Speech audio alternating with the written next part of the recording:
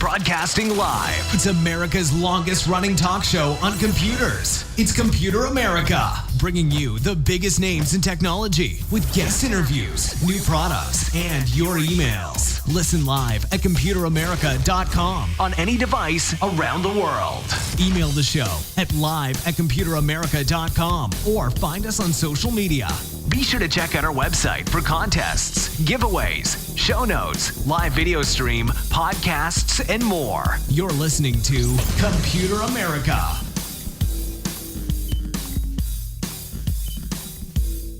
Hello and welcome into the Computer America Show. We are the nation's longest running, nationally syndicated radio talk show on computers and technology. Thank you for joining us. I'm your host, Ben Crossman, and we have a great show planned for you today. I hope all of you, had a great weekend, did something fun, maybe kept up to date on what happened out there at E3, one of the largest entertainment expos really of the year. And a lot of what we see out there at E3 now is what people are going to be shopping for during the holidays and for the coming years. So it was a lot of fun to check that out, and we'll have a complete recap of that on the show, I believe next Tuesday, when, there's still a couple of keynotes to happen and some more news that follows this week. So we're going to wrap it up next week. So with that being said, welcome into the show. And today on the program, in the second part, we have, of course, computer and technology news. And you can, follow along. We'll have all the stories there in the show notes after the program if you want to check them out. But in the first part, we have an interview, and really looking forward to this one because, it's we talk about cybersecurity a lot here on the program. And I think it's a completely, really, of all the different topics we could have on the show on a regular basis, cybersecurity, one that cannot be overstated. I mean, from a business perspective, that one's kind of obvious, and we'll be talking about that. But even just a person-to-person basis, I believe it was, some tens of millions of dollars are stolen, or tens of millions or tens of billions, I don't remember, but just from everyday people just being scammed on the phone or in emails and things like that, which is a form of cybersecurity, which I think we could all use some of these decent reminders. So anyways, here to talk with us about that is a company called Circadence, and I think we're going to jump into that real quick. But before that, computeramerica.com, it will have a link to our show, to our guest website, to any articles that we do. Any and everything can be found right there. Also, enter the contest brought to you by Logitech, and check out the live video feed brought to you by OWC. So there we go. Now, joining us by phone today is Miss Keenan Skelly, and she is the VP of Global Partnerships and Security Evangelist. And Keenan, thank you so much for joining us, and welcome onto Computer America. How you doing? I'm good. Thanks, Ben. I'm really good. I'm really excited to be here today. Yeah, this is going to be a lot of fun. So I guess a little bit of background would be a good place to start. Talk about Circadence, what they do, how you found yourself working with them, and I guess what's your background? Sure. Well, Circadence does some really interesting things involving gamification and artificial intelligence. Specifically, one of our premier products, Project Aries, is a platform that's designed to provide cybersecurity training that's powered by artificial intelligence that does a lot of the automation in the background and even provides you with an in-game advisor, kind of like a Siri or Athena. A Siri or a Alexa. We actually call her Athena. Mm-hmm. Who can provide you basic concepts for cybersecurity. And that's really used to train or test any kind of cybersecurity individual. So you make the, sorry to make clarify already, but so you make the software. Is this for training? Is this for vetting? I mean, do you just have kind of the standards? All of the above. So Aries really can do a variety of different things. It can train your SOC team. It can train your CERT team. It can train your red teamers. So offensive or defensive. But we also have areas within the platform that allow you to focus on hiring the right individuals. So, for example, we see this a lot where somebody comes in with this magical resume that says, I'm a certified ethical hacker and I'm a genius in Linux and I have all of these certifications, and it's really difficult to prove that out. So one of the things that you can do with Project Aries and some of our upcoming products as well is really test that individual with some hands-on keyboard assessment pathways. I gotcha. And I guess the first question would be, of course, when you talk about a corporate setting, an enterprise setting, video games are in many, many situations blocked or all around just kind of, avoided or not talked about. Why was gamification so important to your method here? That's a great question. So our company has a background actually in massively multiplayer online gaming. In fact, we started almost 30 years ago doing just that with flighter simulation games and games of that nature. And over the course of our company history, we got more into network optimization and some of the things that entails on the government side. But we somehow ended up in cybersecurity, and we saw how cybersecurity training was being done currently, how they were using cyber ranges to test out and evaluate their cyber protection teams and their assets within the military. And what we noticed being a gaming company is that a lot of the principles from gamification would really help out kind of the things that we're trying to address in cybersecurity, really allowing people to get into a gamified simulation or emulation where they're practicing these skills and really being more hands-on rather than watching a PowerPoint presentation or watching a lecture or going to some sort of course where they have to pay instructors to get there. So we really thought that adding gamification and artificial intelligence into the mix of cyber training really allows you to do it in a more scalable way with less people, and it's also more immersive, so people are going to remember the things that they learn a lot longer in a gamified environment. Now, and I'm very intrigued by this because, first of all, I love video games, and second of all, like I said, I know they're great, and the second of all, we talk about cybersecurity. I mean, but let's see, there was a game, I forget, it was by Naughty Dog Studios, I think. It was essentially you hack your way through through a major metropolitan area, and it was a whole game around hacking. And real hacking though wasn't whipping out your cell phone, punching a couple of keypad strokes, and you're into a door. I mean, hacking in in like the real sense. I mean, how are you able to, kind of transfer what, and by the way, anyone out there watching the video portion, we just checked out the Project Aries trailer. Hey, it looks straight out of StarCraft. It looks very engaging, but how does that translate into real world? Like, because what happens in Hollywood isn't what happens. Yeah.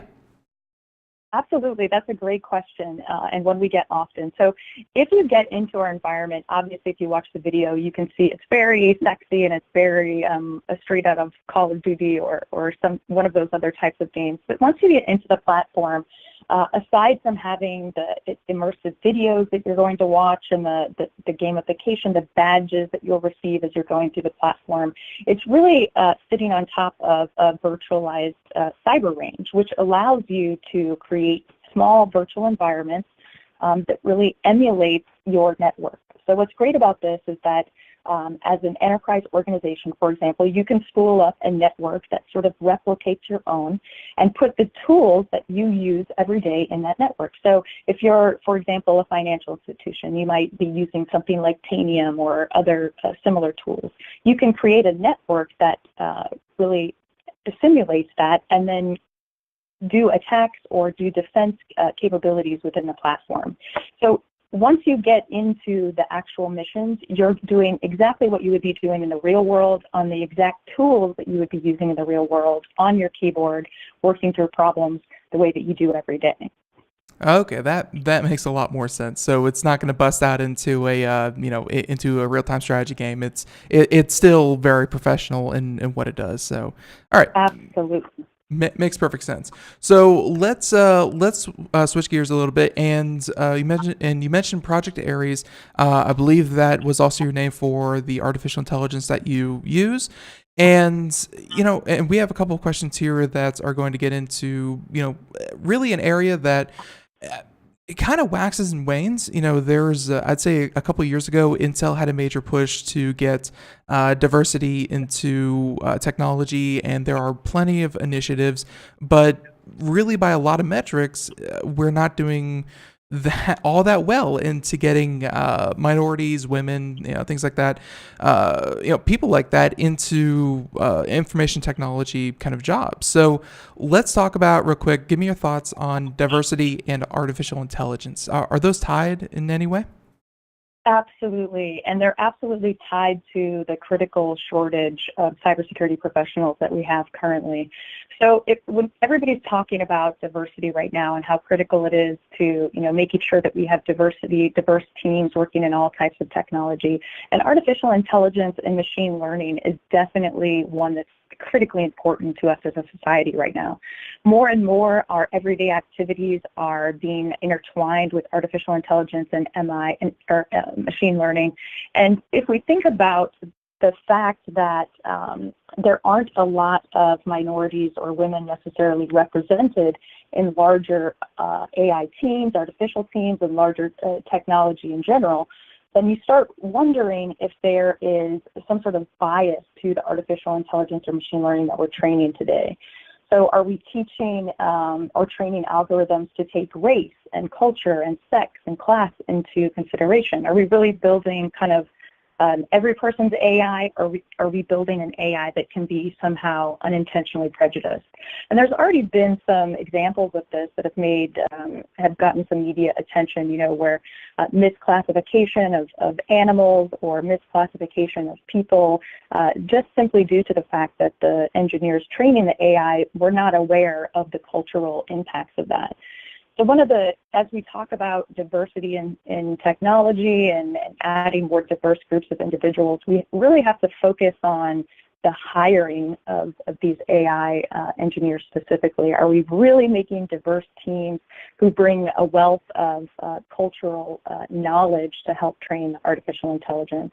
So, and I guess here's my question, because we have certainly noticed that as well, some of those stories. And one of my favorite examples to kind of point to, problems in technology, like I'll just take two that I commonly use. Like one is Apple with their Siri, digital assistant. There we go. That's when you try to talk to her, if you are an American with no accent whatsoever and you talk to Siri, she's going to do pretty well. But if you have an accent of any kind, if you have a Spanish accent, if you have, any kind of thick accent that makes you say words that it's not expecting, then it won't be able to understand you. Same thing in with, I believe it was Bixby by Samsung. Bixby by Samsung, and it had the same problem. But there, if you were speaking Korean, if you were speaking Korean to Bixby, it understood you very, very well. But if you were just speaking English, it couldn't understand you whatsoever. So I guess my question is that, in a lab setting, you can hire different people with different backgrounds and different views and things like that, and that's great.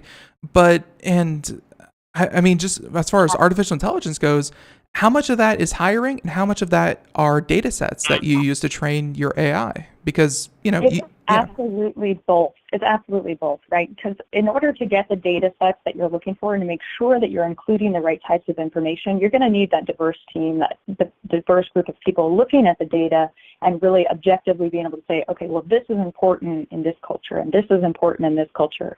And without that, you start really getting into that unknown area. I gotcha. So you need that point of view and that perspective. And I guess, we could take this from the point of view of girls and women, because that is one that, like I said, many companies out there, I mean, there's a major need for trained cybersecurity professionals, and really, in all the tech fields out there. Uh, but it's not traditionally a field that I don't know if there's some kind of exclusionary force that said girls can't do this, or if they just aren't encouraged to do this. But talk about how would you convince girls and women to really take an interest in this, because there's really not a lot of people that you can point to and say, look at what you can do, this could be you. Absolutely. This is something that I'm very, very involved in right now. I'm a Cyber Patriot coach for an all-female team, and also a Girls Who Code coach.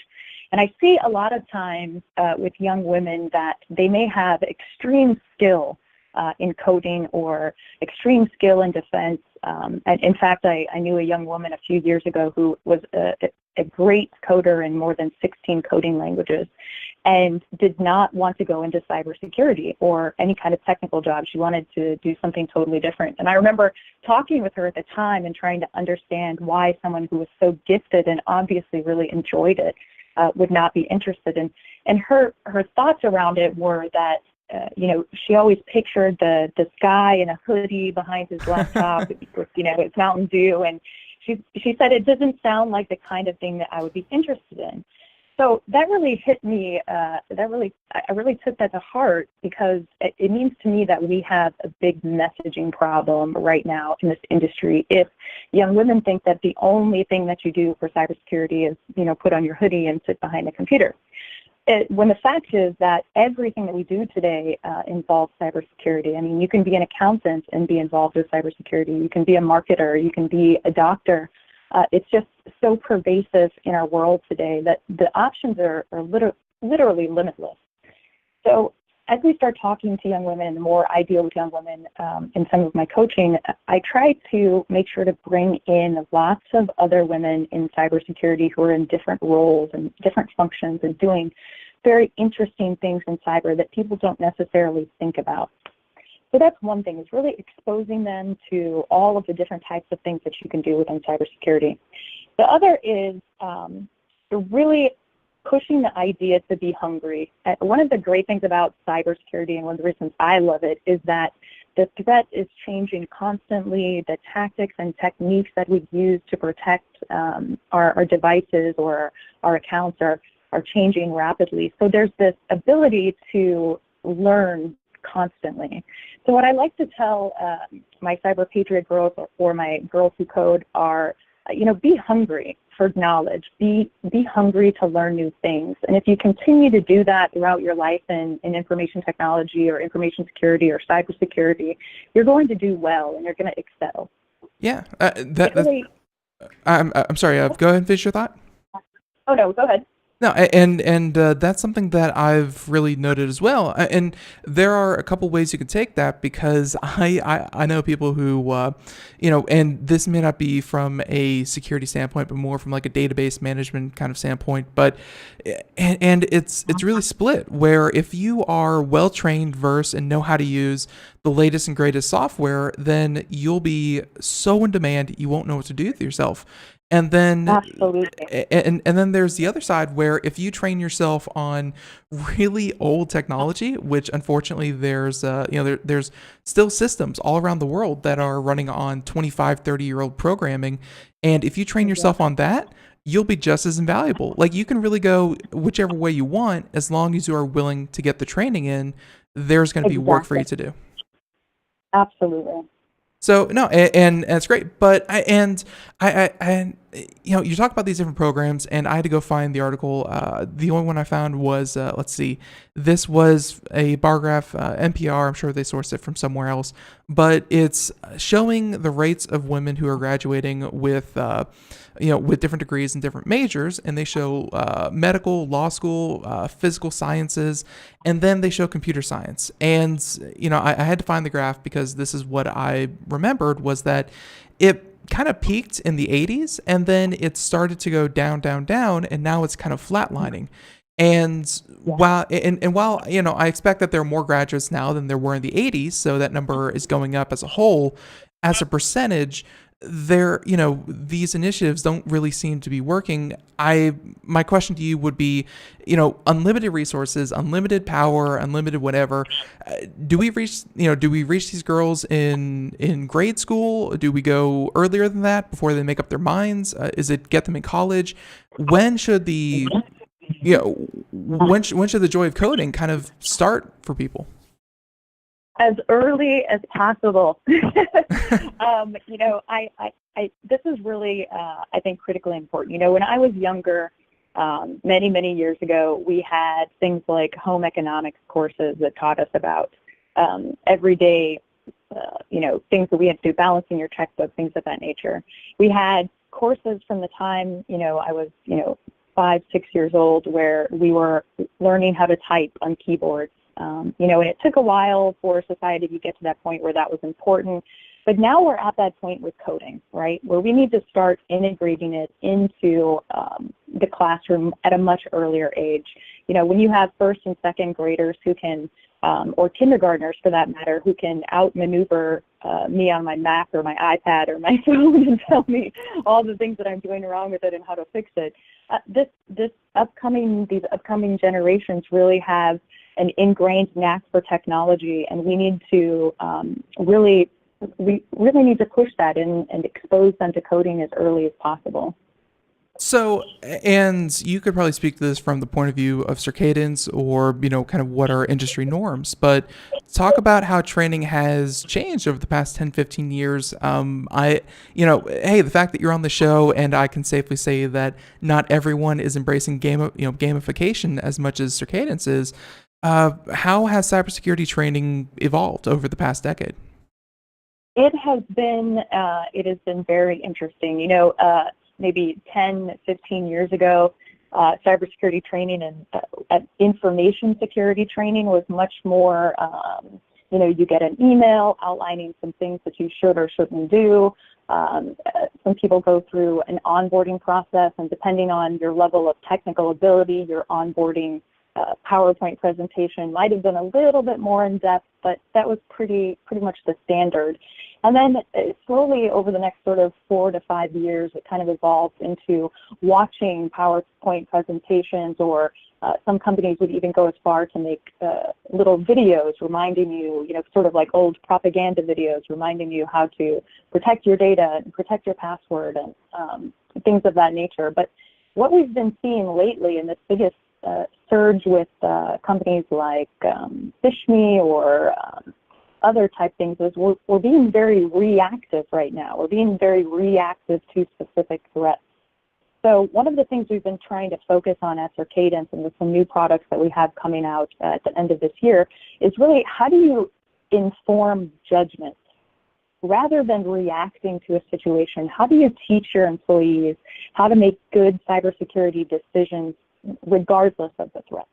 So it might be phishing today, but tomorrow's big problem might be something else. It might be ransomware. It might be something that we've never seen before. So how do we use a totally immersive environment to really teach judgment rather than very specific tactics? And that's where I think the big leap is going to happen. It's a great idea, and I don't doubt that more education fixes a lot of problems. But even in my own household, my mother, she's very smart. Appreciate her for all she's done. But at the same time, I was standing right behind her, and she was going through her email, and she saw an email from someone who said it was me.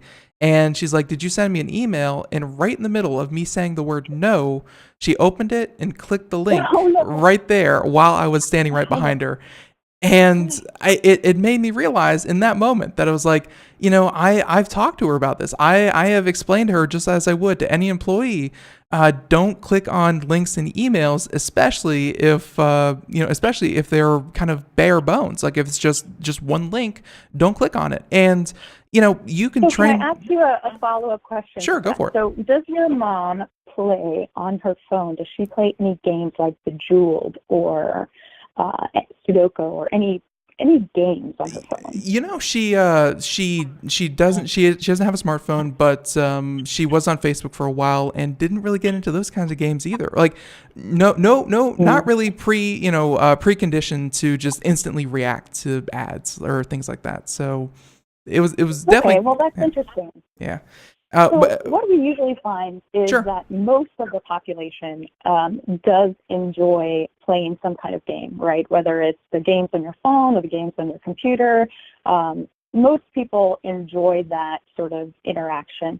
And what happens is if you can teach somebody how to get a streak in something like the jewels, then it stands to reason that you can teach them judgment behind doing other things as well. And that's kind of what we want to focus on. Right. And so let's talk about, again, just kind of some of the priorities because, training in this kind of thing, like training the general user population, you're going to give them very, very general statements such as don't click links, don't send your routing information to companies and things like that.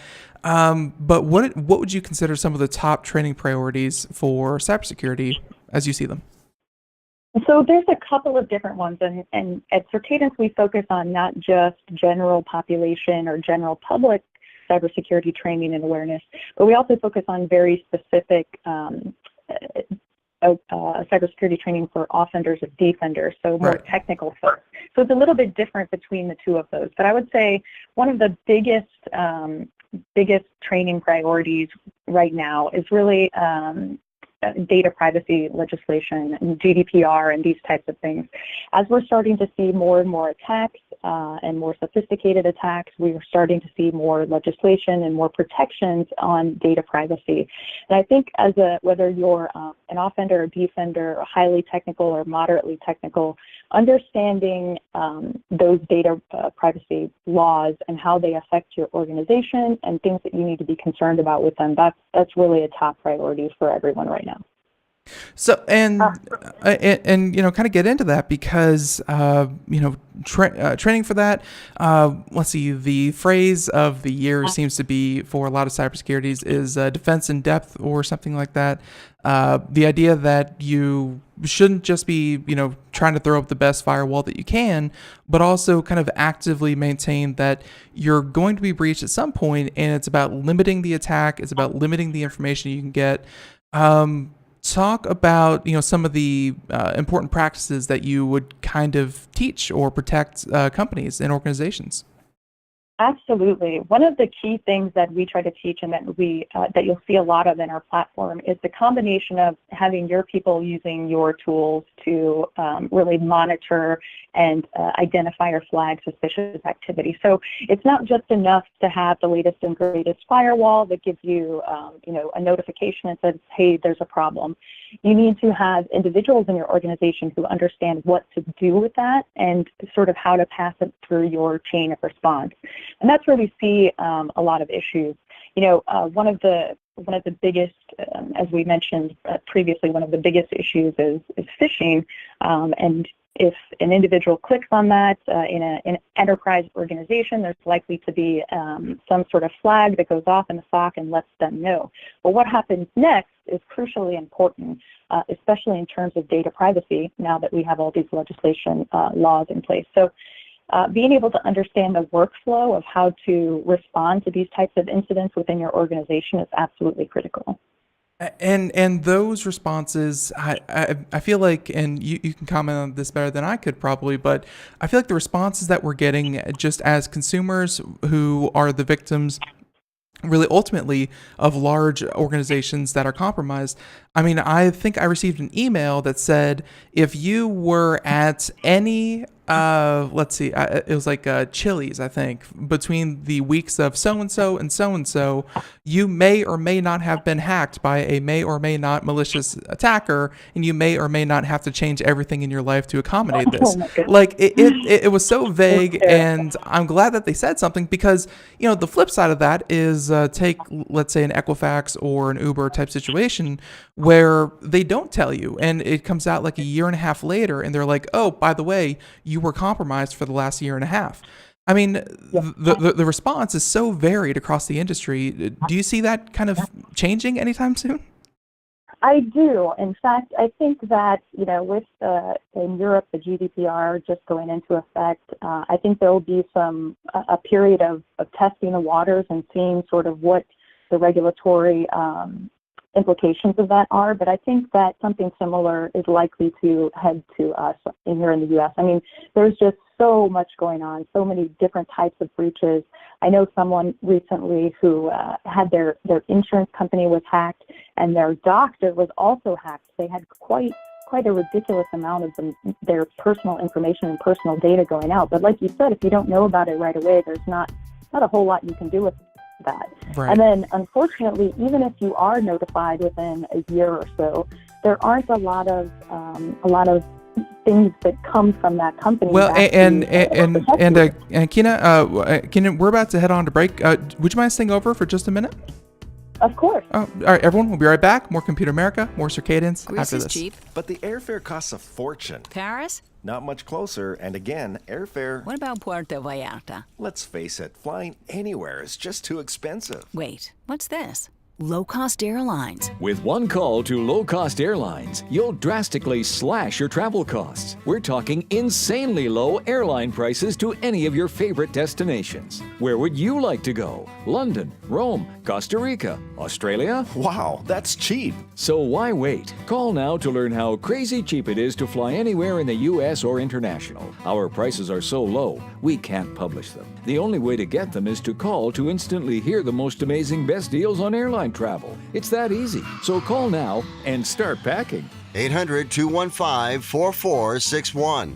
800-215-4461. 800-215-4461. That's 800-215-4461. We are all Brother Wolf. 10 years ago, a group of locals banded together to create positive change. We took animals into our homes, held adoption events at local retailers, and talked to the community about our mission to help build a no-kill Asheville. A decade later, we have achieved so many victories for animals in need. There's been so much progress, yet there's still so much to do. As part of our year-long celebration, we encourage you to become a member of our special Compassionate Circle program. With a monthly donation of $10 or more, you will have behind-the-scenes access to the work we are doing at Brother Wolf. Our goal is to reach 1,000 members because we receive no government funding. Working together, we can help build and sustain no-kill communities. Learn more at compassionatecircle.bwar.org. We are a 501c3 tax-deductible organization.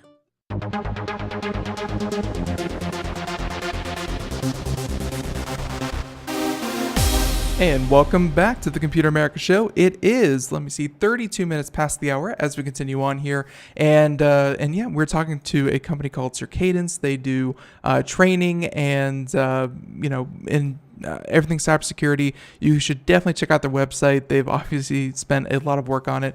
And and you can, of course, find a link to that at computeramerica.com or just circadence.com to find that there. And we are talking to Ms. Keenan Skelly, and she is the Vice President of Global Partnerships and Security Evangelist for the company. And Keenan, I apologize for having to cut you off there, but if you want to finish up your thought about again, with GDPR just coming out and the idea of responding to hacks, you were just getting into, we're going to start seeing maybe some industry standards for, hey, within a week, you have to let people know. Absolutely. I think that's definitely going to come our way as we start to see more and more of these data hacks where, very large organizations are getting hacked and your information is being taken. The response time and how you get that information is not really regulated in the U.S. right now. So you may or may not receive a notification immediately. You may or may not see activity on your credit report. You may or may not, as you said, a variety or long list of things can follow that. But I think that as GDPR goes into effect here, and as we start to see some of the ramifications of that, we'll be able to judge here in the U.S. if that's being effective, and if it's really helping out the end user, the everyday user. Now, the other thing that's interesting about this, and something we talked about earlier, is the idea of cyber hygiene. One of the things that we can do as consumers is to really pay attention to those letters that we might receive.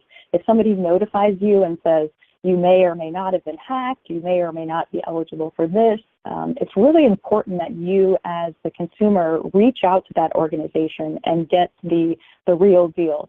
Tell me yes or no, was my data taken? And if you suspect that it was and they're unable to give you a legitimate answer or a definitive answer, then it should be one of the first things you do to go pull your credit report and check and make sure that there's no malicious activity. Check your bank statements, make sure there's no unauthorized activity going on, but really start to understand your own personal cyber hygiene. So I always recommend everyone, my friends, my family, everyone, that you are regularly monitoring your credit report and you know everything that's on there along with your bank statements, because just as you said earlier, some of these breaches currently, you may not get notified for a year or 2 years after the breach has happened, at which time someone may have had quite a good time with your name and your data.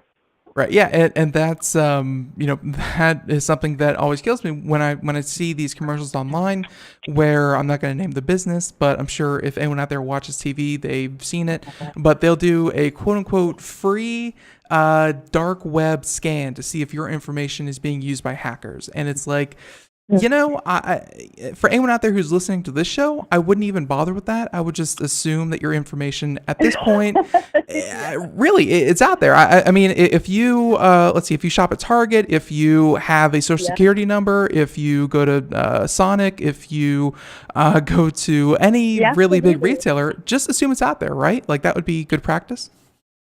Absolutely, and you have to go into that constant hygiene mode, right? You're just like you would normally constantly check your bank account to make sure that everything's okay with it.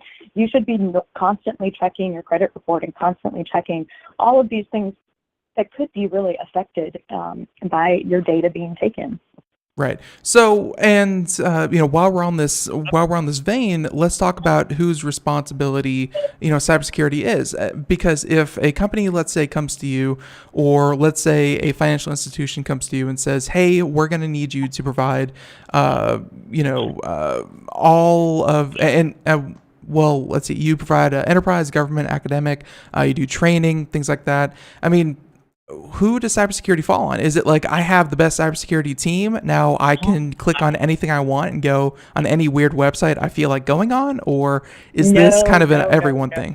It is everyone's problem. So as an enterprise organization, you should have a variety of layers of security for cyber, that go all the way from your SOC team doing incident response, from your CERT team doing high-level responses and forensics, to a penetration team perhaps that might be attacking your network regularly just to make sure that you're all good to go. But at the end of the day, many of the breaches that have happened over the last the last 2 to 3 years have been or could have been prevented by basic cyber hygiene. So changing your passwords and making sure that they meet the requirements of your organization, having multi-factor or at least two-factor authentication with your passwords goes a very huge way towards helping to protect the entire organization. Just like we talked about earlier, making sure that you're not clicking on, emails and attachments and things of that nature. I mean, everyone in the organization has to be, and as an individual, has to maintain a level of responsibility for understanding cybersecurity and the impacts to them. And whether that's, working at home, whether you're working at Starbucks, whether you're working at a large enterprise organization, you have a responsibility to protect your own data, but you may also have a responsibility to protect the data of your organization. And these are things we should all be aware of. So I'm going to lay this one out there for you. I'll set the I'll set out the groundwork. Take for instance, let's see. I believe the city of Atlanta said that they would never really have to worry about a hack, and they're still finding out that they are going to need another 10 million on top of the 30 million it's going to take to fix their systems, and a lot of their critical infrastructure is still down. The National Health Services said that they couldn't do anything, and their systems were taken down for a number of days before a superhero like Ethical Hacker came in and fixed everything. And there are school districts, there are cities, there are major companies, there are banking institutions, all that said that we don't have the money or the time or the personnel to really handle IT as a proactive situation. Like it's been reactive 100% of the way up until now. If you had all their ears, make your case as for why they should think of this as a something that they need to plan for and not just react to. Because at the end of the day, especially in corporate America and enterprise America, we're seeing the effects of the reactive approach, right? And we're seeing it every day with massive, major hacks. We're seeing it with lots of CISOs getting fired. We're seeing it with, if you had only done this patch, or if you had only followed these basic procedures, then you would not be in this situation. So we have an opportunity to change the paradigm in cybersecurity and start really addressing it in a proactive manner. And if we don't, then we're going to continue to see the very, very high profile, very high cost to the economy, very high cost to our infrastructure, very high cost to our enterprise organizations. We're going to continue to see that spiral out of control.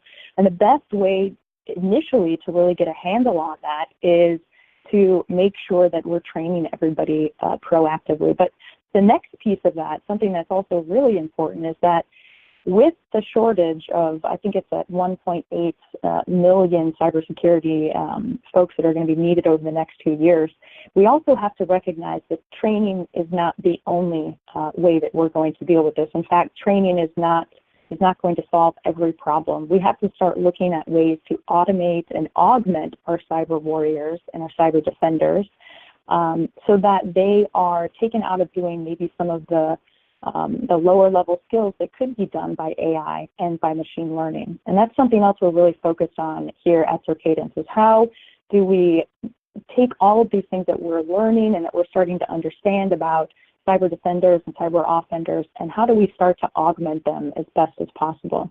That's the only way we're going to solve this shortage and to really get in front of and be proactive for the cybersecurity issues we're seeing today. That is, and that's a field that I can say that maybe 3-4 years ago I had never heard AI outside of Terminator and Hollywood, and then and then out of nowhere I know that AI is kind of falling out of favor, and now it's machine learning and that kind of thing, but it's a field that's really going gangbusters when it comes to just the capabilities it's going to have in the next in the coming years. Is that an area that because I know that you use machine learning to help train to help train, but are you also working on one that you're going to be able to kind of sell to companies and be like, this is going to be your smarter form of a firewall, and then we're going to tell you to hire these people who can then do the more complex things and the more proactive things?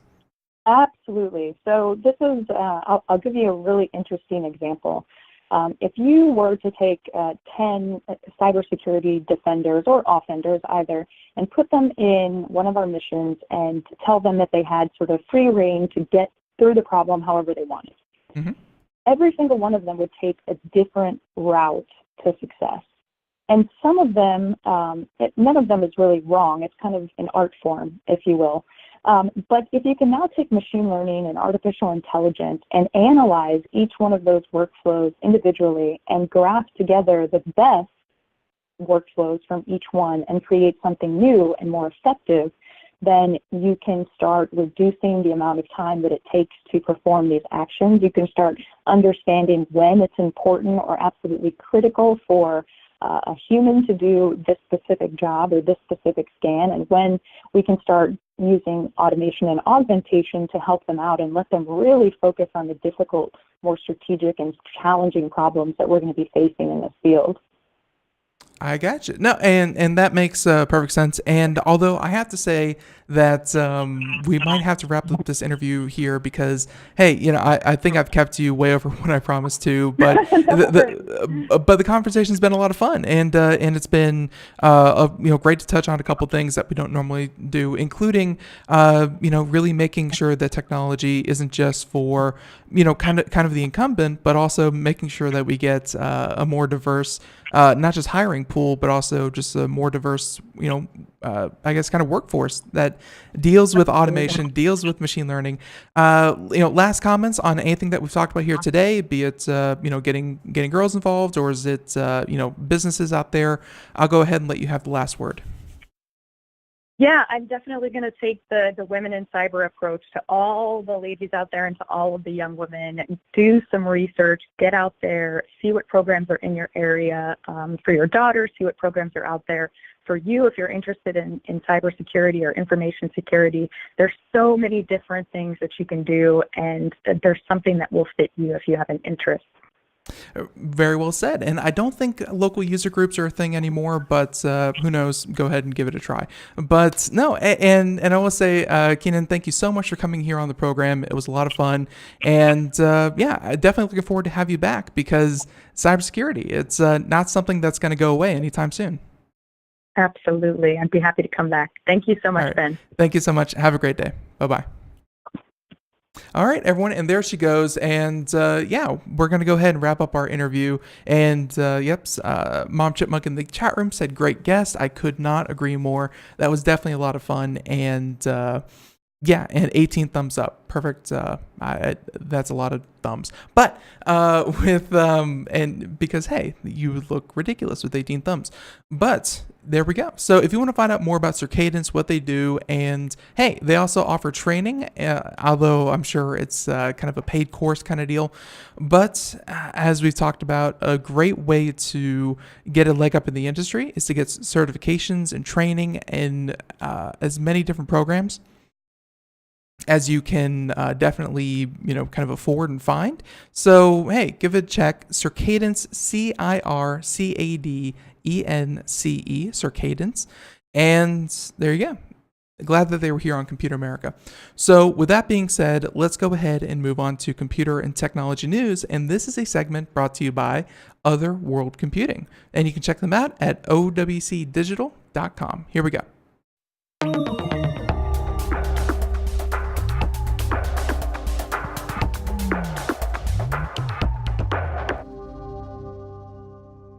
All right, so let's go ahead and switch gears over to computer and technology news. And if you are just joining us for the first time, this is a segment dedicated to the latest and greatest news when it comes to, technology. And admittedly, we're not going to be able to get to it all in about 10 minutes, but we're going to touch on some of the more interesting, different, and better news stories that we could, that you should definitely know about. So today's news stories, it was kind of hard to pick them out because obviously the news cycles are being dominated by different video games and things like that coming out from E3. If you want a more in-depth look at what was shown out at E3, of course, one thing you can do is wait until the end of the year, and then they're all going to be on sale and you're going to be better off for it. Or you can, of course, check us out here on Computer America on our Gamer Tuesday, which won't be today or tomorrow Tuesday, but Tuesday, let me get the date right, I believe it's the 19th, we will be having an all E3 roundup. And it'll be far enough out that we can make sure to hit everything, no rumors, just what was said at the convention. So everyone, check that out then if you're interested about that. Now, let's go ahead and talk about, some of these other stories. And why don't we go ahead and do this one? So, Uber, you may have heard of them. They have everything from egregious lawsuits to sexism in the workplace to many, many other issues. Well, turns out if you didn't know this, they're also a ride-sharing company. They, kind of like a taxi, they'll come pick you up, and then for untold amount of money, they will then drop you off at your destination. It's a pretty cool system.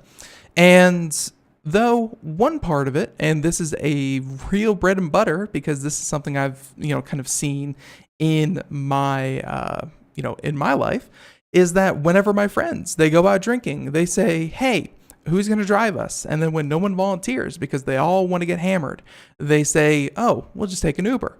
And Uber has a way with the drunk folk. Hey, you know what? I'm glad that they do. We don't need drunk people driving, and Uber is a great alternative. But check it out. The company has been curious about its drunk users and now it has been applying for a patent with the United States Patent and Trademark Office for a system that would use machine learning to determine the state of a passenger. You heard that right. Uber doesn't just care that you're drunk or not, but they want to know. And they want to, know automatically. So while the patent limits itself to a dry discussion of user state, it seems that what Uber is really interested in is detecting the difference between users of sound mind and users who are under the influence. So, while CNN first spotted the patent, which describes a method of measuring the user's behavior on their phone against their usual behavior using information like location, data input accuracy, data input speed, interface interaction behavior, the angle at which the user is holding their device, or even the speed at which they're walking. So, so let's break that down. Against their usual behavior. So this is something, oddly enough, we can tie in with many of our conversations about cybersecurity. The idea that if you, let's say you're Ben, and you hold your phone in one hand and you use your thumb to input everything into your phone and you do it at a certain speed, you're going to build up a habit, and Uber or any other data company out there is going to build up a profile based on what you usually do. Because I'm not usually laying upside down on a park bench and missing every third letter. Maybe Uber is going to be able to detect that and say, this is abnormal. He's making a lot of errors. He's doing it very slowly. He's holding it in two hands.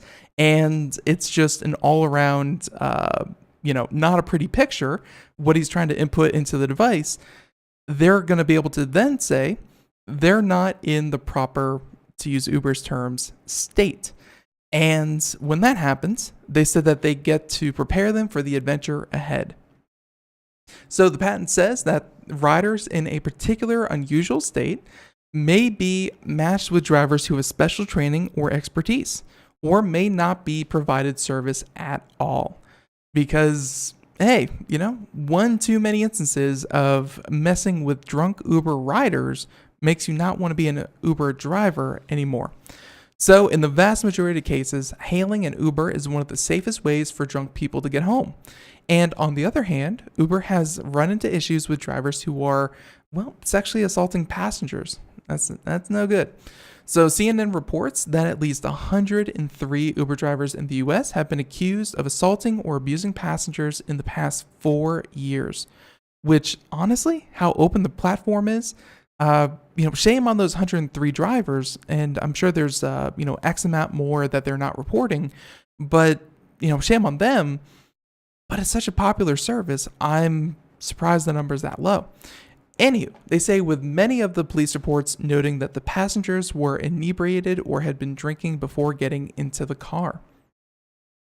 So, notifying the drivers when a passenger is drunk could save those drivers the headache of hauling around an out-of-control passenger, or prevent drivers from dealing with passengers who, make a mess in the car, which may lead to disputed charges. So, of course, there is also the broader implication of Uber knowing when you're drunk. The company has not been a beacon of trust when it comes to user data, and having to pay $20,000 for using Godview to spy on users, reportedly paying to cover up a massive data breach. Which, we've talked about that. The quote-unquote Godview that they're talking about, I think alludes to the fact that they weren't, essentially you download the app and the app would then constantly monitor your location. So it would know if you had, let's say, Lyft running in the background. It would know where you got off. After the ride dropped you off, it knew where you like to be picked up, and essentially it was using all of that data to try to build a more competitive platform at the expense of its users' privacy. So anyways, of course, only a fraction of the company's patents ever make it into final product, and only time will tell if Uber's idea to monitor the state of passengers will end up in the application. But it's a pretty interesting idea. You got to give it to them, to be able to monitor and tell if an Uber driver, if an Uber rider happens to be drunk or not. And if that might lead to, maybe even like higher Uber rates. That'd be weird. All right, so let's see. There's a couple more stories here. Not obviously going to be able to get to all of them. Let's talk about... all right. You know what? I wasn't going to talk about Bitcoin, but suffice to say, Bitcoin not doing well. There you go. Job done. You're welcome. Let's instead do something that puts the United States of America, because as Computer America, we like that country. Let's put something that has the U.S. at the top of the world. And here we go. Saying that the United States has the most powerful supercomputer in the world once again. Yay. No, that's good. That's good stuff. And here we go. So on Friday, Oak Ridge National Laboratory in Tennessee, of all places, unveiled Summit, a supercomputer capable of 200 petaflops, which is about 200,000 trillion calculations per second. So 200 petaflops, or 200,000 trillion calculations per second. And Summit is over 2 times more powerful than the previous world record holder, which was China's Sunway Taihu Lite, which means that the US is home to the most powerful supercomputer in the world again, after being dethroned 8 years ago. And supercomputers used to be a mark of pride for countries. When they had the best supercomputer, that was something that they bragged about. But it hasn't been lately, but it can be again. So the new supercomputer has been in development at IBM since 2014 and is 8 times more powerful than Titan, which was the last supercomputer leading in the United States 8 years ago. So 8 years later, and it is 8 times more powerful. It's pretty darn cool. Let's see. And there was a quote here that really put this into perspective. Let's see. And there's some cool numbers here we want to throw out as well. Let's see. Here we go. To put the power of Summit in perspective, Summit, of course, being the supercomputer, if every person on Earth, and that's 7.6 billion people, did 1 calculation per second, and that includes the elderly, that includes the babies of the world.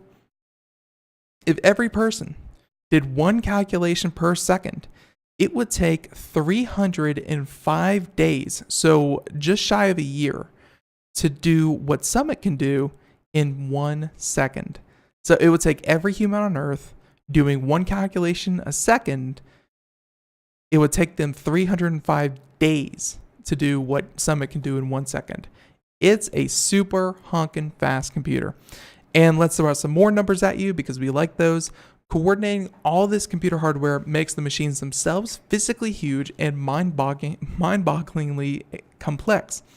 And Summit uses 9,216 IBM CPUs and 27,648 NVIDIA Tesla GPUs. So the NVIDIA Tesla GPUs, those are the ones that are for complex learning, machine learning, obviously for supercomputers. They're much more redundant. So like a Tesla GPU as opposed to a regular, let's say, NVIDIA Titan GPU, Teslas are a bit slower. So, they're not even comparable to a the high-end consumer board, but they're much more reliable. They check themselves to make sure that they never miss a calculation. So they may be slower, but they're much more accurate. So you don't run into hiccups. So anyways, they said that it requires about 185 miles of fiber optic cable and takes up the space of 2 tennis courts and pumps about 4,000 gallons of water through its cooling system every minute. Yeah, can you imagine that? Like, I've had pools, 4,000 gallons a minute. That's crazy. So they said it's already being used to analyze the data from the Million Veteran Program, which collects medical information from 1 million veterans to aid in the development of precision medicine. So anyways, there you go. Supercomputer, yay America, yay for us. We all did it. Good job. Everyone, we're flat out of time. I want to say thank you so much for tuning in to Computer America. It's been a fun show. Thanks again to Circadence for joining us here on the program, and looking forward to having them back on. And folks, hey, thank you for tuning in to Computer America. Be sure to check us out Monday through Friday, 4 p.m. to 5 p.m. Eastern. As, hey, every day we have an interview with a great company, and we do computer technology news. And hey, if you want to get in touch with us, check out social media. And in the meantime, thank you again. Have a great one. And until next time, be safe, be good, and yeah, bye everyone.